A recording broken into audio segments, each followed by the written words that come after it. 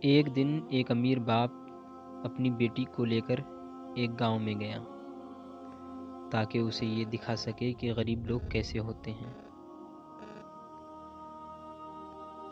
انہوں نے ایک غریب خاندان کے ساتھ ان کے گھر میں اور کھیتوں میں کچھ وقت گزارا۔ واپسی پر باپ نے بیٹی سے پوچھا کہ بیٹی، تم نے دیکھا غریب لوگ کیسے گزر بسر کرتے ہیں؟ ان کا رہن سہن کیسا ہے؟ تم نے اس سے کیا سبق سیکھا؟ بیٹی نے جواب دیا، بابا جان، ہمارے گھر میں تالاب ہے لیکن ان کے پاس دریا ہے۔ ہمارے گھر میں رات کو بجلی کے بلب جگمگاتے ہیں اور ان کے پاس ستارے ہیں۔ ہم خوراک خریدتے ہیں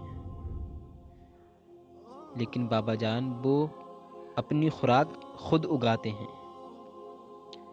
ہماری حفاظت کے لیے لمبی لمبی دیواریں ہیں، ان کی حفاظت کے لیے ان کے اپنے دوست ہیں۔ بابا جان، ہمارے پاس انسائکلوپیڈیا ہے اور ان کے پاس قرآن مقدس ہے۔ میرے پیارے ڈیڈی، آپ کا بہت شکریہ، یہ دکھانے کے لیے کہ ہم کتنے غریب ہیں۔ صرف دولت ہی آپ کو امیر نہیں بناتی، بلکہ سادگی اور اللہ تبارک و تعالی پر یقین آپ کو امیر بناتا ہے۔